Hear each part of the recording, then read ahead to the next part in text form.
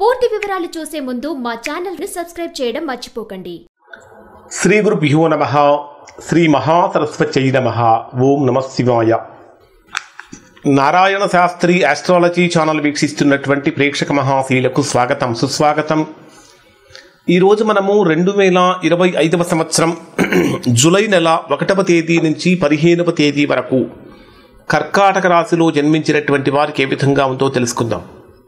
ప్రధానంగా కర్కాటక రాశి వారి యొక్క రాశి ఫలితాలను పరిశీలించే ముందు ప్రేక్షక మహాశయులకు చిన్న విజ్ఞప్తి ఏమిటంటే, రాశి ఫలితాలను మీకు మేము అత్యంత ఖచ్చితత్వంతో అంటే యాక్యురేట్ ప్రిడిక్షన్స్ ఇవ్వటం కోసం మేము చేసేటటువంటి శ్రమ చాలా ఎక్కువగా ఉంటుంది. ఈ రాశి ఫలితాలు చూసినటువంటి వారు ఖచ్చితంగా ఇవి మీకు ఎంతవరకు వర్తిస్తున్నాయి, ఎంతవరకు మీకు ఉపయోగకరంగా ఉన్నాయనే విషయాన్ని ఒక కామెంట్ రూపంలో తెలియచేయండి. ఇక్కడ కర్కాటక రాశి వారి కనుక ప్రస్తుత గ్రహస్థితిని కనుక పరిశీలిస్తే, మీ జన్మరాశిలోని బుధుడు 2వ స్థానంలో కుజకేతు గ్రహాలు, 12వ స్థానంలో వ్యయస్థానంలో రవి గురు గ్రహాల కలయిక. ప్రధానంగా తీసుకుంటే 5 గ్రహాలు ప్రతికూలమైనటువంటి స్థానాలలో ప్రస్తుతం కర్కాటక రాశి వారికి జరుగుతున్నాయి. ఇక్కడ ప్రధానంగా తీసుకుంటే 2వ స్థానంలో వాక్స్థానంలో ధనస్థానంలో కుజకేతు గ్రహాల యొక్క కలయిక అనేటటువంటిది మాట్లాడేటటువంటి మాట మీద తీవ్రంగా ప్రభావితం చేస్తుంది. కాబట్టి మాట్లాడేటటువంటి మాటలు అత్యంత జాగ్రత్తగా సున్నితంగా మాట్లాడటానికి ప్రయత్నం చేయాలి. మీ ప్రమేయం లేకుండానే ఆవేశపూరితమైనటువంటి సంఘటనలు జరగటం కానీ, ఆర్గ్యుమెంట్స్ ఎక్కువగా జరగటం కానీ, చిన్న తప్పును కూడా అంటే ఏదైనా చిన్న పొరపాట్లను కూడా యాక్సెప్ట్ చేయలేనటువంటి స్థితిలో కర్కాటక రాశి వారు ఉంటారు. వాటిని సరి చేసుకోకపోతే కొంచెం వీరికి ఇబ్బంది కలుగుతూ ఉంటుంది. అలానే కర్కాటక రాశి వారికి ప్రధానంగా ద్వితీయ స్థానాధిపతి ధనాధిపతి అయినటువంటి గురుడు కూడా 12వ స్థానంలో వ్యయస్థానంలో సంచరిస్తున్నటువంటి కారణం చేత ఆర్థికంగా ప్రస్తుతం ప్రతికూలమైనటువంటి కాలమనే చెప్పాలి. అంటే ఎంత బాగా సంపాదిస్తున్నప్పటికీ ఖర్చుల యొక్క తీవ్రతను తట్టుకోవడం అనేది కొంచెం కష్టంగా మారుతుంది. సరైనటువంటి ప్లానింగ్ కనుక లేకపోయినట్లయితే కొన్ని ఇబ్బందికరమైనటువంటి పరిస్థితులు కూడా కలుగుతూ ఉంటాయి. ప్రధానంగా కర్కాటక రాశి వారికి 10వ స్థానాధిపతి అయినటువంటి కుజుడు మీ జన్మరాశికి 2వ స్థానంలో ధనస్థానంలో సంచరించేటప్పుడు ఉద్యోగపరమైనటువంటి ఒత్తిడి కూడా కొద్దిగా ఎక్కువగా ఉంటుంది అని చెప్పాలి. ఇంకా అంటే ఉద్యోగపరమైనటువంటి విషయాలలో ఆశించినటువంటి గొప్ప ఫలితాన్ని ఇక్కడ ఈ కర్కాటక రాశి వారు పొందలేకపోతూ ఉంటారు. ఒత్తిడి యొక్క తీవ్రత కూడా బాగా పెరుగుతూ ఉంటుంది. ప్రధానంగా గురుడు కూడా 12వ స్థానంలో సంచరించేటప్పుడు ఎవరైతే షుగర్ వ్యాధితో బాధపడుతూ ఉన్నారో అటువంటి వారు కొంచెం జాగ్రత్తలు పాటించాలి. ప్రధానంగా రవితో కలిసి గురుడు అంటే రవి గురు గ్రహాల కలయికతో ఆరోగ్యపరమైనటువంటి ఇబ్బందులు అనేటటువంటి కలుగుతూ ఉంటాయి. మీ జన్మరాశిలోనే బుధుడి యొక్క సంచారం అనేటటువంటిది బుద్ధి బలం పెరుగుతుంది, చతురత పెరుగుతుంది. కమ్యూనికేట్ చేసేటటువంటి విషయంలో జాగ్రత్తలు పాటించాలి. కమ్యూనికేషన్ అనేటటువంటిది అత్యంత ప్రధానమైనటువంటిది అని చెప్పాలి. ఇక్కడ 8వ స్థానంలో సంచరించేటటువంటి రాహు యొక్క ప్రభావం కారణం చేత కూడా ఆరోగ్యపరంగా కానీ ఆర్థికంగా కానీ జాగ్రత్తలు పాటించాలి. అసలు డే వైజ్గా కనుక పరిశీలిస్తే కర్కాటక రాశి వారికి ఏ విధంగా ఉంటుందంటే, 1వ తేదీ నుంచి 3వ తేదీ మధ్యలో ఈ సమయంలో మిత్రులతో సంబంధాలు బ్రహ్మాండంగా మెరుగుపడటం కోసం చేసే ప్రయత్నాలు ఫలిస్తాయి. మిత్రులతో సంబంధాలు, వాణిజ్య ప్రయాణాలు కూడా ఉండవచ్చు. అంటే వ్యాపార సంబంధమైన ప్రయాణాలు, వాణిజ్యపరమైన ప్రయాణాలు కూడా ఉండవచ్చు. శారీరకమైన శ్రమ ఆలోచన అధికంగా ఉండే అవకాశం ఉంటుంది. అంటే శ్రమ కూడా పెరుగుతుంది, విపరీతమైన ఆలోచనలు కూడా పెరుగుతూ ఉంటాయి. ముఖ్యంగా ఈ పర్టికులర్ 1వ తేదీ నుంచి 3వ తేదీ మధ్యలో విద్యార్థులు చదువు మీద బాగా దృష్టి పెట్టాలి. చిన్నపాటి ప్రయాణాల వల్ల లాభం కలుగుతుంది. సోదరులతో సంబంధాలు మెరుగుపడతాయి అని చెప్పాలి. 3వ తేదీ నుంచి 6వ తేదీ మధ్యాహ్నం వరకు ఉండేటటువంటి సమయంలో ఇల్లు కానీ కుటుంబం కానీ వీటి మీద ఎక్కువగా కాన్సన్ట్రేట్ చేయాలి. ముఖ్యంగా చెప్పాలంటే తల్లి యొక్క ఆరోగ్యం మీద ఎక్కువగా శ్రద్ధ తీసుకోవాలి. కానీ మనస్సులో ఏదో ఒక అలజడి కూడా పెరుగుతూ ఉంటుంది. గృహ సంబంధమైనటువంటి విషయాలలో అలజడి కలిగించే అవకాశం ఉంటుంది. ఆస్తి సంబంధమైనటువంటి విషయాలలో జాగ్రత్తలు పాటించాలి. కొన్ని లీగల్ ప్రాబ్లమ్స్ అనేటటువంటివి కూడా ఎదురయ్యే అవకాశం ఉంటుంది.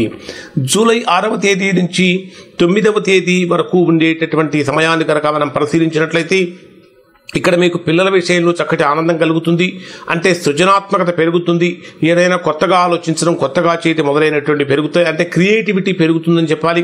అలానే ప్రేమ సంబంధాలకు ఇది మిశ్రమమైనటువంటి కాలం. అంటే ఎవరైతే లవ్ మ్యారేజ్ చేసుకోవాలనుకుంటారో లేదా వివాహ ప్రయత్నాలు చేస్తూ ఉంటారో అటువంటి వారికి ఇది కొంచెం మిశ్రమమైనటువంటి కాలం అని చెప్పాలి. ఇక్కడ ముఖ్యంగా చెప్పాలంటే అపార్థాలు ఎక్కువగా జరుగుతూ ఉంటాయి. అపార్థాల కారణంగా సమస్యలు పెరిగిపోతూ ఉంటాయి. జూలై 9వ తేదీ ఉదయం నుంచి 11వ తేదీ మధ్యాహ్నం వరకు ఉండేటటువంటి సమయంలో ఆరోగ్యపరమైన సమస్యలు, రుణ సమస్యలు పెరిగిపోతూ ఉంటాయి. శత్రువులను అధిగమించగలిగిన శక్తి పెరుగుతుంది, కానీ ఒత్తిడికి విపరీతంగా లోనయ్యే అవకాశం ఉంటుంది.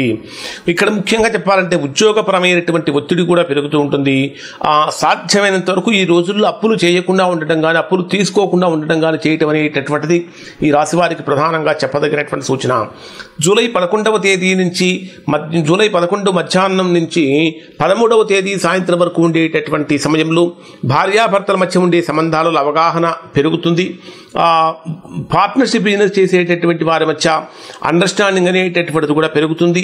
అంటే మీరు ఏదైతే సంభాషణలు చేస్తూ ఉన్నారో వాటిలో ఖచ్చితంగా మాట్లాడాలి. అంటే నిఖార్సైనటువంటి సంభాషణ అవసరం. వ్యాపారపరమైనటువంటి జాగ్రత్తలు కూడా తీసుకుంటూ ఉండాలి. ముఖ్యంగా చెప్పాలంటే రాజకీయ రంగంలో ఉన్నటువంటి వారు కానీ, వ్యాపార రంగంలో ఉన్నటువంటి వారు కానీ, ఉద్యోగపర రంగంలో ఉన్నటువంటి వారు కానీ కొంచెం జాగ్రత్తలు కనుక పాటించినట్లయితే మంచి ఫలితాలు పొందుతారు. జూలై 13వ తేదీ సాయంత్రం నుంచి 15వ తేదీ రాత్రి వరకు ఉండే సమయంలో ఆత్మస్థైర్యం సన్నగిల్లే ప్రమాదం ఉంటుంది. అంటే ఆత్మవిశ్వాసం కోల్పోవడం జరుగుతూ ఉంటుంది. ఊహించినటువంటి విధంగా ఆర్థిక నష్టాలు కూడా కలుగుతూ ఉంటాయి. ఇరుగు పొరుగు వారితో సమస్యలు కానీ, ఉద్యోగస్తులతో తోటి కొలీగ్స్తో సమస్యలు కానీ ఏర్పడే అవకాశం ఉంటుంది. ఆరోగ్యపరమైనటువంటి హెచ్చరికలు కూడా మీకు అందుతూ ఉంటాయి. సో ఆరోగ్యపరమైన విశేషమైనటువంటి శ్రద్ధ అవసరము. అనవసరమైనటువంటి భయాలు, అనుమానాలు తొలగించుకోవటం చాలా మంచిది. ధ్యానము, జపము, మానసికమైనటువంటి అంటే జప ధ్యానాల ద్వారా మానసికమైనటువంటి ప్రశాంతత పొందగలుగుతారు. పర్టికులర్గా విద్యా, విజ్ఞానం మొదలైనటువంటి విషయాలను కనుక పరిశీలిస్తే బుధుడు మీ జన్మరాశిలోనే సంచరిస్తున్నటువంటి కారణం చేత విద్యార్థులలో చురుకుతనం పెరుగుతుంది. చక్కటి ఆలోచన ధోరణి కనిపిస్తూ ఉంటుంది. రాహు అష్టమ స్థానంలో సంచరించేటప్పుడు మానసికమైనటువంటి స్థిరత్వం కొంతవరకు తగ్గవచ్చు. కాబట్టి ఈ మానసికమైన స్థిరత్వం పెరగాలంటే ఖచ్చితంగా ప్రాణాయామం చేయటం చాలా అవసరము. ఉద్యోగ వ్యాపారాల విషయాన్ని కనుక పరిశీలిస్తే శని 9వ స్థానంలో సంచరిస్తున్నటువంటి కారణం చేత ఖచ్చితంగా అంటే శని 9వ స్థానంలోను, గురుడు 12వ స్థానంలోను సంచరిస్తున్నటువంటి కారణం చేత ఖచ్చితంగా విదేశీ ప్రయాణాలు కలిగే అవకాశం ఉంటుంది. ఎవరైతే విదేశాలకు వెళ్ళటం కోసం ప్రయత్నిస్తూ ఉంటారో అటువంటి వారికి అనుకూలం అని చెప్పాలి. అలానే ఉన్న ఉద్యోగాన్ని బలపరచుకోవడం కోసం చేసే ప్రయత్నాలు కూడా కొంతవరకు ఫలిస్తాయి. వ్యాపారపరమైనటువంటి లాభాలకు ఇది మిశ్రమమైనటువంటి కాలం అని చెప్పాలి. ఆర్థికంగా కనుక పరిశీలిస్తే ధనాధిపతి వ్యయ స్థానంలో సంచరిస్తున్నటువంటి కారణం చేత ధనం పెరుగుతున్న కొద్దీ ఖర్చులు కూడా దానికి రెట్టింపుగా పెరిగే అవకాశం ఉంటాయి. ముఖ్యంగా కుజకేతు గ్రహాలు ధనస్థానంలో సంచరించేటప్పుడు పెట్టుబడులు పెట్టేటటువంటి విషయంలో అత్యంత జాగ్రత్తగా ఉండాలి. అంటే కొన్ని సందర్భాలలో మనకి ఏ విధంగా ఉంటుందంటే మసిబూసి మారేడుకాయ చేయటం అంటారు. అంటే మనం పెట్టుబడి పెట్టేటటువంటి విషయంలో చాలా గందరగోళాలు కూడా కనిపించే అవకాశం ఉంటుంది. ఇక దాంపత్య జీవితంలో కానీ, కుటుంబ జీవితం వీటిని కనుక మనం పరిశీలించినట్లయితే ఇక్కడ ఈ రాశి వారికి సాధ్యమైనంత వరకు ఆర్గ్యుమెంట్స్కు దూరంగా కనుక ఉన్నట్లయితే కుటుంబ జీవితం కొంతవరకు అనుకూలంగా మారుతుంది.